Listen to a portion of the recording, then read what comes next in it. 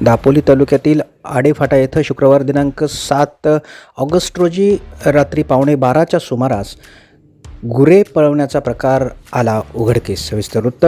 दापोली तालुक्यातील आडेफाटा या ठिकाणी काही इसम हे गुरांना काहीतरी खाऊ घालत असल्याचं येथील स्थानिकांना लक्षात आल्यानंतर त्यांनी चाचपणी केली असता या गुरांना गुंगीचं औषध देऊन त्या ठिकाणी त्यांना पळवून नेण्याचा काहीतरी प्रकार असल्याचं लक्षात आल्यानंतर त्या पद्धतीने त्यांनी दापोली येथील आपल्या संबंधित मित्रपरिवाराला आणि दापोली पोलीस स्थानकाला सजग केलं.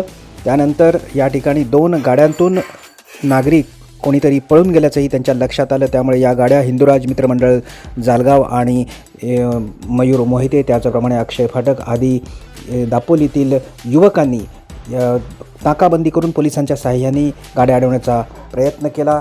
या प्रकारानंतर पोलिसांनी 3 संशयितांना अटक केली आहे.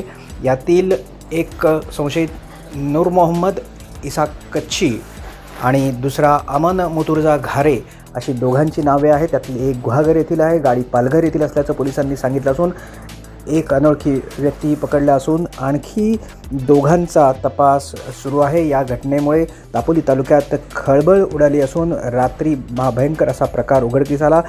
पावाच्या माध्यमातून गुंगीचं विष घालून 7 ते 8 गुरांना बेशुद्ध करण्यात आलं आणि त्यानंतर त्यांना एका गाडीत घालून चोरून पळवून नेण्याचा प्रकार हा उघडकीस आला आहे. दापोली तालुक्यातील आडे परिसरातील सतर्क नागरिकांच्यामुळे आज मुक्या जीवांचा प्राण वाचला आहे. मात्र या घटनेनंतर दापोली तालुक्यात एकच खळबळ उडाली आहे.